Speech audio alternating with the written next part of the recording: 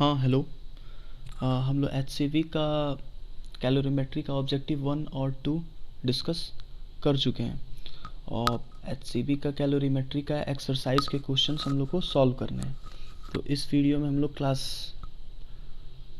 12th part 2 calorimetry का 9th से लेके और लास्ट तक डिस्कस करेंगे और आगे के वीडियो में 1 to 9 क्वेश्चन जो है रिमेनिंग जो क्वेश्चंस बचेंगे उसे भी हम लोग डिस्कस कर लेंगे। ठीक है, जैसा कि मैं बता चुका हूँ कि HCV पार्ट 1 पार्ट 2 दोनों ही हम लोग सारे ऑब्जेक्टिव 1 ऑब्जेक्टिव 2 और एक्सरसाइज तीनों ही डिस्कस करेंगे हर चैप्टर का।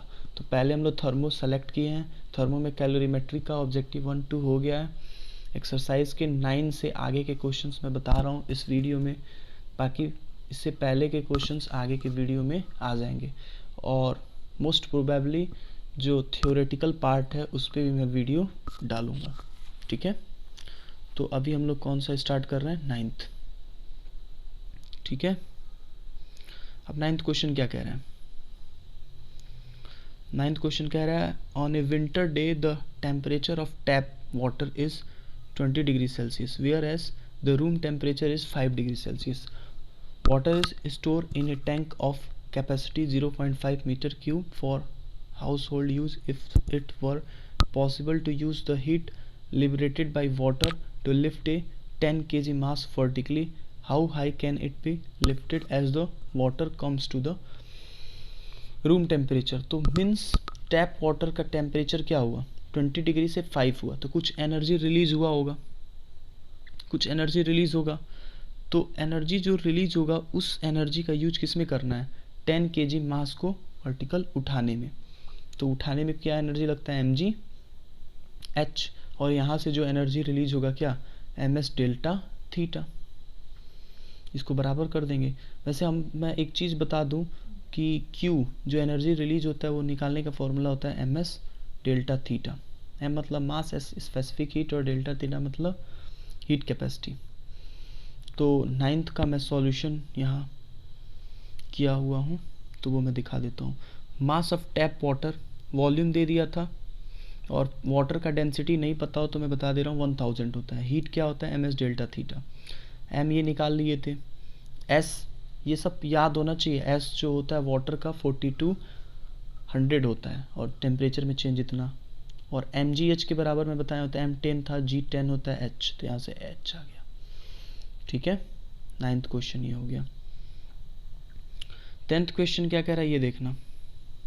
A bullet of mass इतना ग्राम enter into a fixed wooden block with a speed of 40 meter per second and stop in it. Find the change in internal energy during the process.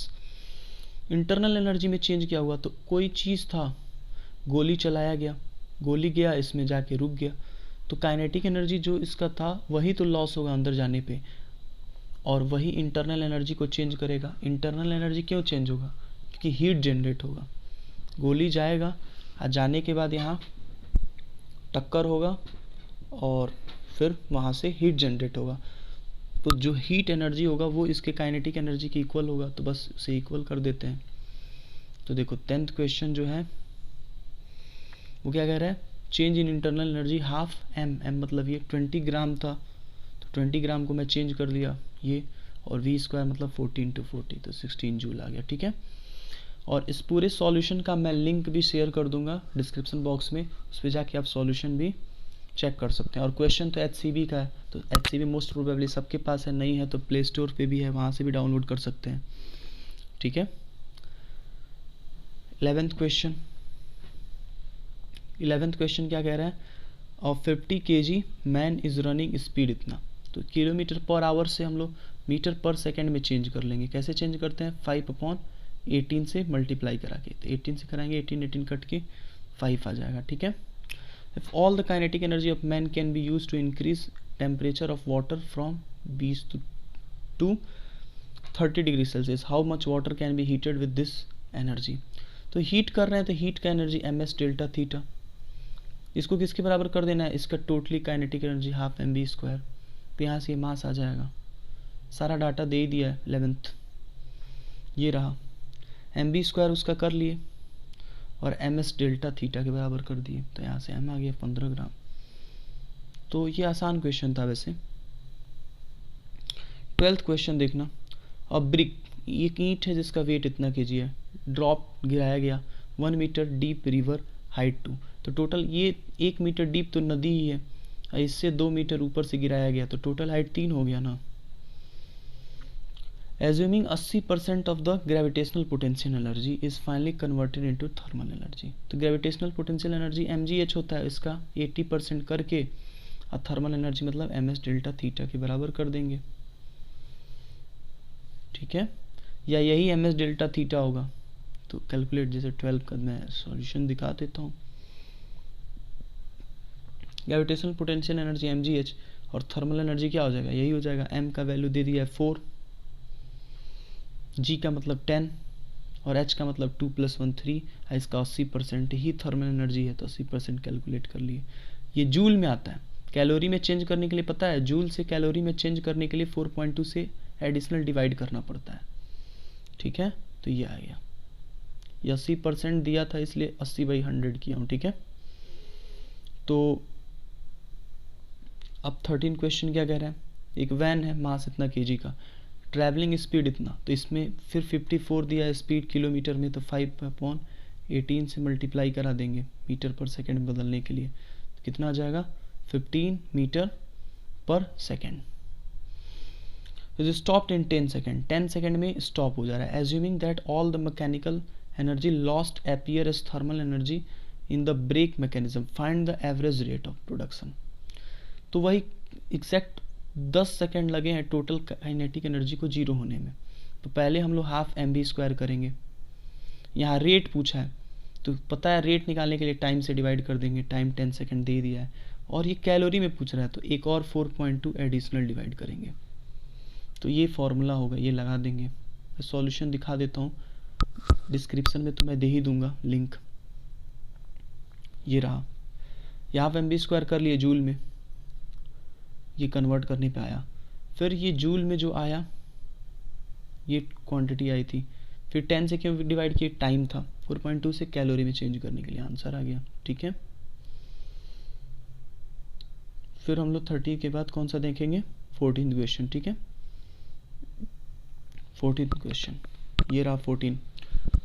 क्या कह रहा है 14, a block of mass 100 gram slide on A rough horizontal surface, if the speed of the block decreases from इतना to इतना, तो thermal energy कितना develop होगा। तो यहाँ से यहाँ डिक्रीज हो गया, तो एक बार यहाँ पे काइनेटिक एनर्जी निकाल लेंगे, एक बार यहाँ पे, जितना काइनेटिक एनर्जी डिक्रीज होगा वही थर्मल एनर्जी में चेंज होगा। तो मैं वैसे सॉल्यूशन दिखा देता हूँ, ये रहा 14, ये रहा 14, thermal energy change in kinetic, half m 100 ग्राम को चेंज करने के लिए ग्राम में था तो 1000 से डिवाइड, ये क्या होगा स्पीड का स्क्वायर, 10 से 5 हुआ है तो 10 का स्क्वायर 100, 5 का स्क्वायर 25, ये आंसर आ गया, ठीक है। फिर क्या है 15 क्वेश्चन क्या कह रहा है, 2 blocks of mass 10 kg 20 kg moving at speed इतना इतना रिस्पेक्टिवली इन अपोजिट डायरेक्शन। जैसे ये 10 kg का है, इस इधर किससे जा रहा है 10 से, ये कितने का है 20 kg का है, इधर किससे जा रहा है 20 से, दोनों टक्कर की, टक्कर क्या होगा इनइलास्टिक। तो टक्कर के बाद इनइलास्टिक टक्कर किसे कहते हैं, कंप्लीटली इनइलास्टिक, कि टक्कर हो तो जैसे ये 20 का था ये 10 का था, दोनों एक में क्या हो जाए चिपक के एक साथ चलने लगे, किससे 20 से। इस डायरेक्शन को मैं प्लस ले लेता हूँ, तो इधर जा रहा था 10 दामे 100 से मोमेंटम, क्योंकि 10 वाला किससे जा रहा था, 10 वाला किससे जा रहा था 10 से, तो मोमेंटम 100 हो गया इस डायरेक्शन में, और 20 वाला किससे जा रहा था इधर की तरफ 20 से, तो इसका मोमेंटम 400 हो गया, लेकिन अपोजिट डायरेक्शन में, तो ये प्लस में माइनस में, तो दोनों को ऐड कर लेंगे। मैं सॉल्यूशन दिखा देता हूँ, ठीक है। ये रहा सॉल्यूशन इसका,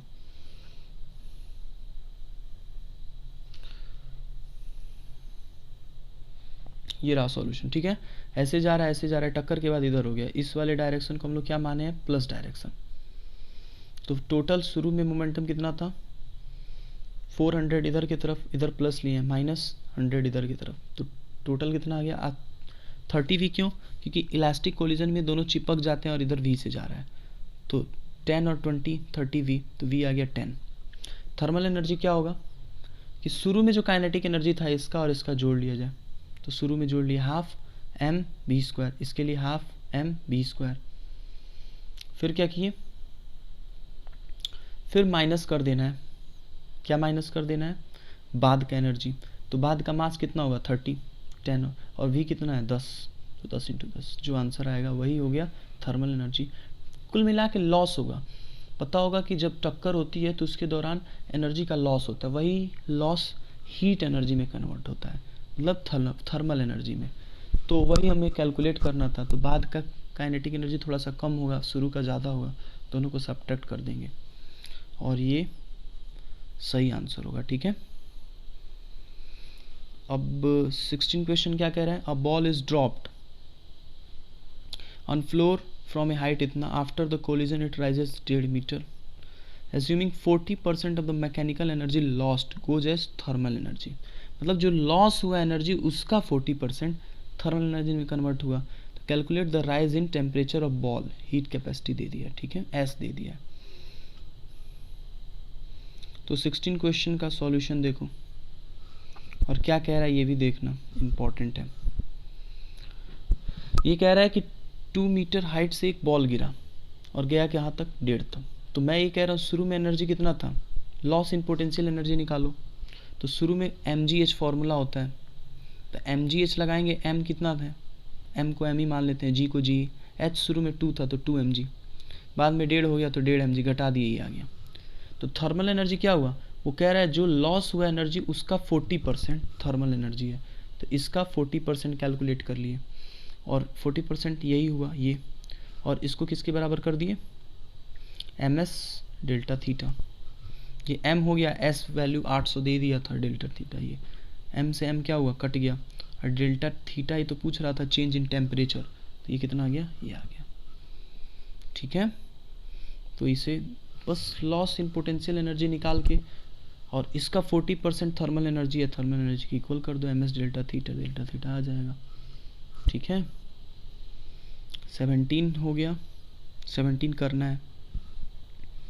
17 एक कॉपर क्यूब है, मास इतना gram, slide down and rough incline plane of inclination इतना constant speed, loss in mechanical energy goes into the copper block as thermal energy, find the increase in temperature of block slide इतना centimetre. तो ये कह रहा है कि एक ये क्या है, फ्रिक्शन वाला कोई सरफेस है, यहाँ से कोई ब्लॉक गिरना शुरू हुआ और यहाँ तक आया, ये डिस्टेंस कितना है 60। तो मैं ये कह रहा हूँ ये 60, ये एंगल भी दे दिया कितना 37 डिग्री। तो मैं ये कह रहा हूँ ये हाइट निकाल लो, ये एंगल पता ही है, ये पता ही है, ये निकल जाएगा, ये निकलेगा, तो इससे ये पता लग गया कि ये ब्लॉक यहाँ से यहाँ तक आया तो पोटेंशियल एनर्जी में कितने की कमी हुई, लॉस कितना हुआ, और उसे ms डेल्टा थीटा की इक्वल कर दो, वही हीट एनर्जी होगा। ये लॉस किसके चलते हुआ, फ्रिक्शन के चलते, अब वो किस में चेंज हो जाएगा, हीट एनर्जी में, और उससे बराबर करके हम लोग डेल्टा थीटा निकाल सकते हैं, इंक्रीज इन टेम्परेचर। बाकी कैसे सॉल्व करेंगे वो मैं दिखा देता हूँ। ठीक है, ये डायग्राम है जो मैं पहले ही बता दिया हूँ, यहाँ से 60 आया है, 37 है, तो ये एंगल कितना हो जाएगा, साइन लगा लेना, साइन 37 इक्वल्स टू, ये निकालना था तो इसको h मान लो, अपॉन ये 60 दे दिया था 60 मान लो थी वैल्यू, वरना साइन 37 क्या होता है 3/5, फिर h कितना आ जाएगा 36। ठीक है, तो लॉस इन पोटेंशियल एनर्जी क्या हो जाएगा, इसका 200 ग्राम है तो 1000 से डिवाइड कर देंगे किलो में बदलने के लिए, फिर g, फिर h सेंटीमीटर में था इसलिए 100 से डिवाइड कर दिए। ये जो था ms मतलब 420 दिया हुआ है डेल्टा थीटा, तो यहाँ से डेल्टा थीटा आ गया, यही निकालना भी था, ये आंसर आ गया। अब लास्ट क्वेश्चन है और काफ़ी इंपॉर्टेंट है ये लास्ट क्वेश्चन। ठीक है, और इसमें हम लोग जितने भी क्वेश्चंस डिस्कस कर रहे हैं ये जेई मेंस, नीट और जेई एडवांस तीनों के लिए काफ़ी ज़्यादा इंपॉर्टेंट है, क्योंकि HCV है, CV तीनों ही पेपर के लिए काफ़ी इंपॉर्टेंट होता है। ठीक है, और इसमें हम लोग सारे ही डिस्कस करेंगे एक एक करके, अभी हम लोग थर्मो डिस्कस कर रहे हैं। ठीक है, और आगे की वीडियो में मैं थ्योरी भी थोड़ा बहुत डालूंगा जो इम्पोर्टेंट पार्ट होगा। ठीक है, क्वेश्चन नंबर 18, अब मेटल ब्लॉक ऑफ डेंसिटी इतना kg per metre cube, mass इतना केजी है, suspended through a spring of spring constant इतना newton per metre. The spring block system is deep into water kept in a vessels. The water has a mass इतना ग्राम and the block is at height 40 centimeter from the bottom of the vessels. If the support of the spring is broken, what will be the rise in temperature of the water? Specific heat capacity इतना and that of the water इतना, heat capacity, vessels and spring are negligible. तो इसका मैं diagram बनाता हूँ. Question आप लोग देख लिए और इसका मैं डायग्राम बनाता हूँ. क्या होगा एक्चुअल डायग्राम ये है.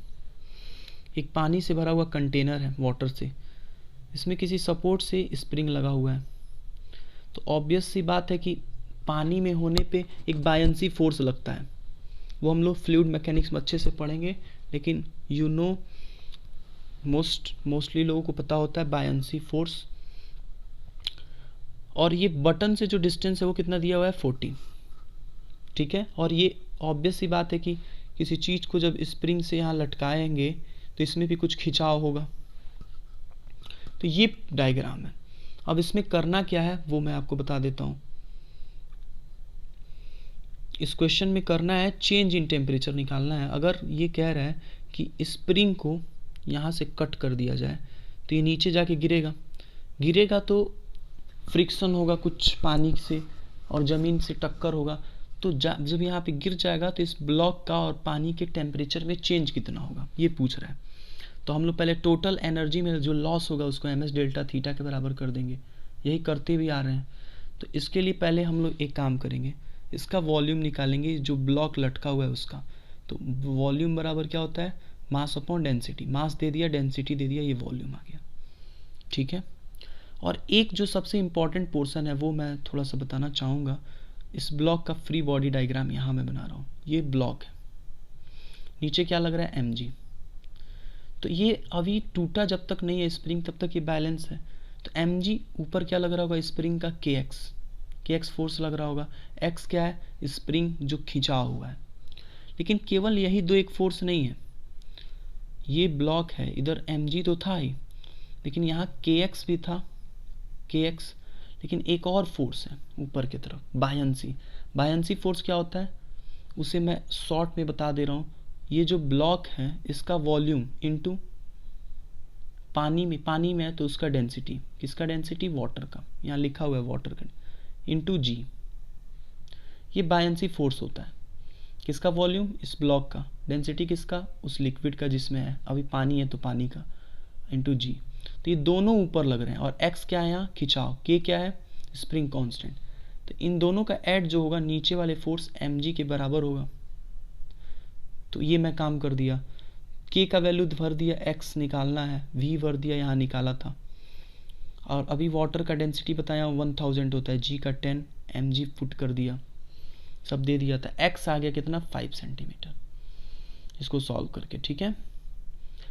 फिर अगला जो प्रोसेस था वो पहले ही मैं बताया हूँ कि स्प्रिंग इस डायग्राम को देखने पे क्या पता चल रहा है कि ये डायग्राम तो है, लेकिन इसमें एक चीज़ ये है कि अभी इस वाले पोजीशन में स्प्रिंग में भी कुछ एनर्जी होगा. स्प्रिंग का एनर्जी का फॉर्मूला मैं बता दे रहा हूँ, हाफ के एक्स एक्स स्क्वायर. एक्स का मतलब क्या होता है खिंचाव, और खिंचाव निकाल चुके हैं 5 सेंटीमीटर. तो एक ये एनर्जी होगा खिंचाव वाला. दूसरा क्या होगा, ये ब्लॉक नीचे गिरा 40 सेंटीमीटर, तो mgh करेंगे तो वहाँ से कुछ एनर्जी आएगा. तो वही हाफ के का मतलब 200 दिया, एक्स एक्स स्क्वायर, तो 5 सेंटीमीटर को मीटर में बदलेंगे तो 5/100 होगा. इसका स्क्वायर मतलब 5/100 इंटू 500 100 प्लस mgh. वो जो ब्लॉक था उसका m कितना था 1.2 g, और h मतलब वो ग्राउंड से कितना दूर था 40 सेंटीमीटर, तो 100 से डिवाइड कर दिया. ठीक है. ये जो होगा एनर्जी वो किसके बराबर कर देंगे ms डेल्टा थीटा. अब ms दो चीज़ का होगा, एक तो वो ब्लॉक जो गिरा और कंटेनर का, और वो स्प्रिंग का नेग्लिजिबल बोला है क्वेश्चन में, इसलिए हम दो ही चीज़ का, कंटेनर का लेंगे ही नहीं और स्प्रिंग का भी नहीं लेंगे. तो फिर लेंगे किसका वाटर का और ब्लॉक का. तो ये ब्लॉक का है 1.2, उसका s और उसका डेल्टा थीटा, प्लस ये वाटर का मास, उसका ये हम लोग को याद ही है 42 100 डेल्टा थीटा, दोनों में टेम्परेचर चेंज तो सेम ही हुआ क्योंकि पानी ब्लॉक एक ही साथ है, तो ये दोनों को ऐड कर, डेल्टा थीटा कॉमन ले लिए, इसको सॉल्व किए तो डेल्टा थीटा की वैल्यू आ गई। ये बहुत इंपॉर्टेंट क्वेश्चन था, ठीक है। तो हम लोग कैलोरीमेट्री का ये जो भी क्वेश्चन था कैलोरीमेट्री का, उसमें अप्रॉक्स 18 क्वेश्चन है एक्सरसाइज में, 9 to 18 हम लोग डिस्कस कर लिए। आगे की वीडियो में 1 to 9 भी डिस्कस कर लेंगे, और जो थियोरेटिकल पार्ट है उससे भी मैं बना दूंगा। अगर आपको वीडियो अच्छा लगा तो लाइक और सब्सक्राइब ज़रूर करें। तब तक के लिए थैंक यू।